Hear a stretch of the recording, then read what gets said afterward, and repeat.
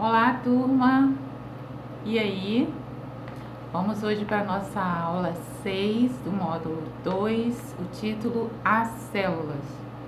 Bom, depois que você passou por toda essa história dos grupos na Bíblia, depois que você aprendeu sobre o tabernáculo de Davi, sobre o interesse de Deus em que as pessoas se relacionem, e principalmente formando o conceito de que esse relacionamento só é possível através de um grupo pequeno, porque num grupo grande não é possível.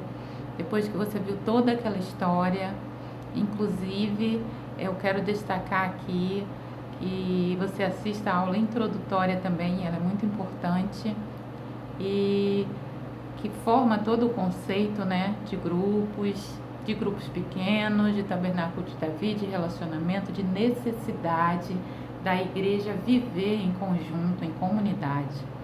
Então hoje nós vamos falar sobre as células propriamente dito e um pouco mais na prática, como acontece na nossa igreja. Você sabe que no tabernáculo de Davi as pessoas deveriam pregar aos outros povos. No tabernáculo de Davi, as pessoas deveriam chamar outros povos para conhecer a Deus, falar sobre Deus, explicar sobre Deus, para que os outros povos também buscassem a Deus. Era algo novo para eles, porque eles eram um povo exclusivo, eles, no conceito deles, né, pelo menos na ideia que eles tinham formado, eles deveriam ser o povo exclusivo de Deus e ninguém mais poderia fazer parte do povo de Deus. Então ali no tabernáculo de Davi se destacou bastante pregar aos outros povos acerca da grandeza de Deus, atrair outras pessoas para Deus. Da mesma forma, as células, os grupos pequenos que nós formamos em nossos lares, nos moldes do tabernáculo de Davi, também produzem esse resultado especial, que é o amor às vidas, atrair mais vidas para Jesus. Às vezes uma igreja cresce por falta de crescimento, porque as pessoas precisam dos grupos pequenos para se integrar, para se aproximar umas das outras e até para entender um pouco mais sobre Deus de maneira pessoal, mais próxima, porque em grandes auditórios as pessoas não têm explicações, não são ouvidas, não podem fazer perguntas, não conseguem tirar dúvidas. Então os grupos pequenos servem para que outras pessoas possam se aproximar, se achegar a Deus. Em Atos 2, de 42 a 47, mostra o início da igreja cristã, como eles começaram a se reunir. Eu vou ler um pouco para você, que diz que os irmãos salvos, as pessoas que se convertiam a Jesus, perseveravam na doutrina dos apóstolos, ou seja, todos os dias estavam aprendendo com os apóstolos, tendo aula, e na comunhão, ou seja, eles estavam se relacionando, fazendo coisas juntos, estavam próximos, e no partir do pão, ou seja, eles comiam junto, eles tinham intimidade, proximidade, e nas orações, eles oravam juntos. E em toda a alma havia temor, e muitas maravilhas e sinais se faziam pelos apóstolos, porque todos eles estavam juntos, todos eles tinham temor, estavam em oração. O versículo seguinte diz: e todos os que criam estavam juntos e tinham tudo em comum, e vendiam suas propriedades e bens e repartiam por todos segundo a necessidade de cada um, e perseverando unânimes todos os dias no templo, ou seja, todos os dias eles iam todos ao templo, e partindo o pão em casa, ou seja, eles também se reuniam nas casas, comiam com alegria e singeleza de coração, louvando a Deus e caindo na graça de todo o povo. E o último trecho é o que a gente destaca: e cada dia o Senhor acrescentava a eles os que iam sendo salvos. Ou seja, todo esse pequeno grupo reunido em comunhão, interação, em comunidade, em oração, em estudo da palavra, enfim, acrescentava a essas pessoas, isso atraía as pessoas a serem salvas e a terem uma experiência com Jesus. Se nós vivermos o Evangelho de verdade e buscarmos uma vida uns aos outros saudável, o nosso relacionamento vai atrair pessoas. Pessoas trazem pessoas. Então, se esse relacionamento for saudável e as pessoas numa igreja estiverem realmente em comunidade, unidas, vivendo esses princípios, nós vamos salvar pessoas. Uma pesquisa revelou que uma igreja tradicional, uma igreja de auditório, uma igreja em que as pessoas se sentam em um grupo grande para ouvir e não se interagem, não têm uma missão e não estão se conhecendo e convivendo, elas ganham 40 pessoas dessa igreja ganham uma para Cristo por ano. Já em uma igreja em células, em grupos pequenos, para cada 4 pessoas, uma é ganha por ano. Então, a célula ou grupo pequeno, a forma de convivência que nós estamos apresentando aqui nesse curso, atrai pessoas para Jesus de uma maneira muito mais eficaz. Eu vou passar uma tarefa para você agora, que você leia Atos capítulo 10. E de Atos capítulo 10 nós temos lá um personagem, Cornélio. Nós temos vários personagens, nós temos Pedro, né, os dois principais, Pedro e Cornélio. Eu quero que você destaque lá naquele texto as atitudes de Cornélio para salvar os seus conhecidos, ok? E aí vai ser uma tarefa que você vai entregar junto com os exercícios finais dessa aula para mim.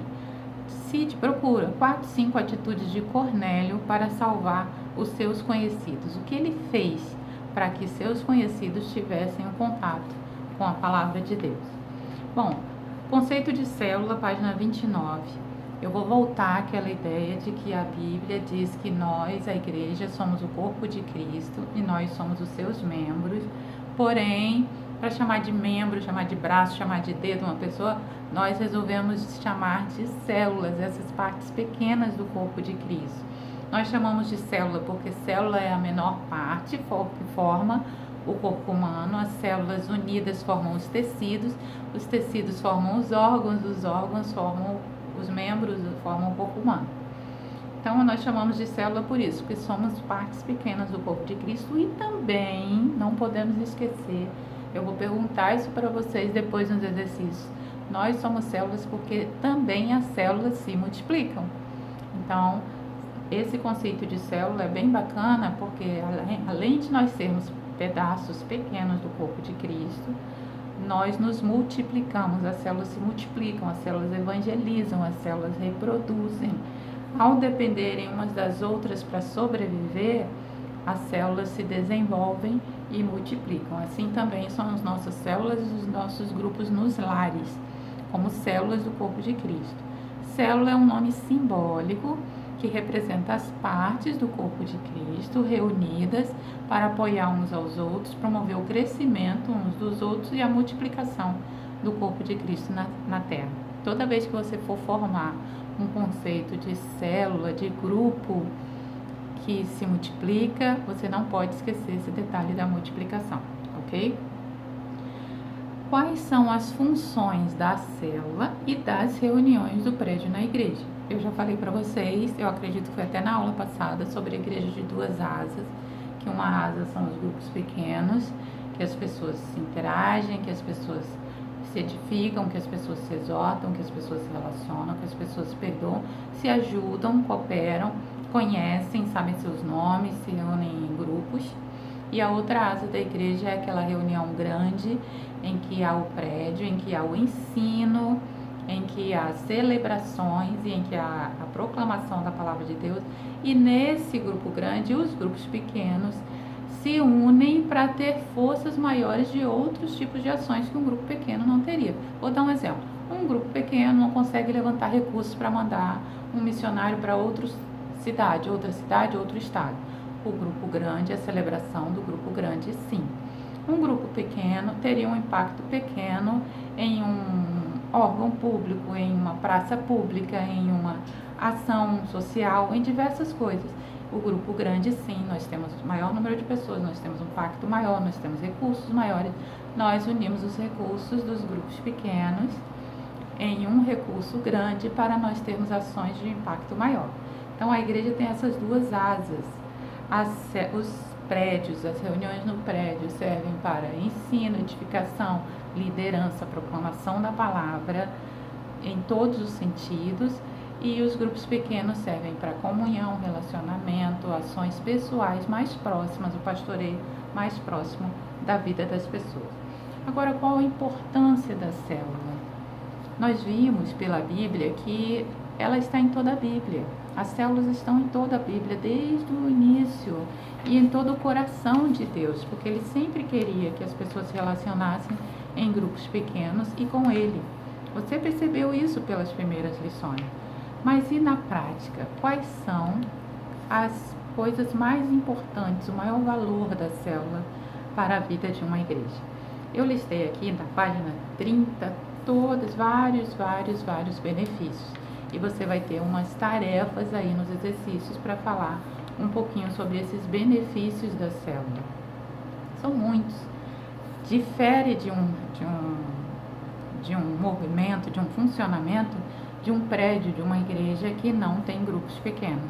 É diferente, é vantajoso, é melhor, é mais eficaz, é mais profundo, é mais próximo. Então, no exercício você vai falar um pouquinho, vai me listar, vai ter um exercício lá sobre todos esses benefícios, sobre essas vantagens das células na vida de uma igreja.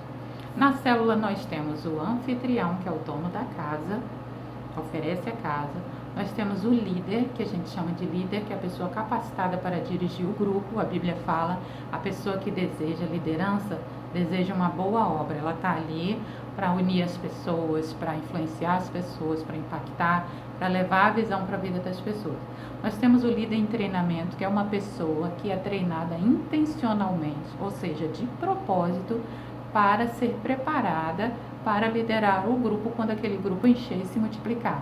E nós temos os participantes, que são todos os membros ativos do grupo, pessoas convidadas para a reunião, pessoas que são constantes. Anfitrião, líder em treinamento e participantes. São essas as pessoas da célula. Agora, rapidamente eu vou explicar para você por que na nossa igreja os grupos são feitos somente de pessoas do mesmo sexo, ou seja, grupos exclusivos só de homens, grupos exclusivos só de mulheres, para você entender. Primeiro, facilita a evangelização, ou seja, uma mulher evangeliza muito mais facilmente uma mulher com a liberdade de conversar, de tocar, de colocar a mão no ombro, de orar por ela. Facilita o pastoreio, ou seja, é muito mais fácil uma mulher ligar para uma mulher, conversar com uma mulher, estar sozinha com ela. Um homem conversar com outro homem, estar sozinho com ele, pastorear a vida dele. E terceiro, facilita a comunhão entre os liderados, porque você está numa casa, todas as pessoas são do mesmo sexo, então é mais fácil as pessoas terem comunhão, terem relacionamento, terem intimidade, ter conversa. E por número 4, por último, facilita a multiplicação, porque na hora de multiplicar você precisa chamar simplesmente uma pessoa do mesmo sexo para multiplicar aquela célula e ser o próximo líder. Se fosse ter que ter um casal para multiplicar, você precisaria de 2 pessoas com vontade, e até você ter 2 pessoas com a mesma vontade e a mesma cabeça, dificulta a multiplicação. Então, facilita a evangelização, facilita o pastoreio, o cuidado, a exortação, o ensino, facilita a comunhão entre os liderados e facilita a multiplicação da célula. Por isso, nossas células são com pessoas todas do mesmo sexo. Então, foi só uma aula prática. Faça os exercícios. Devolva para mim, não esquece o exercício de Cornélio, faça o exercício, devolva para mim e depois você vai partir para a aula 7, tá bom? Deus abençoe sua vida e até a próxima aula.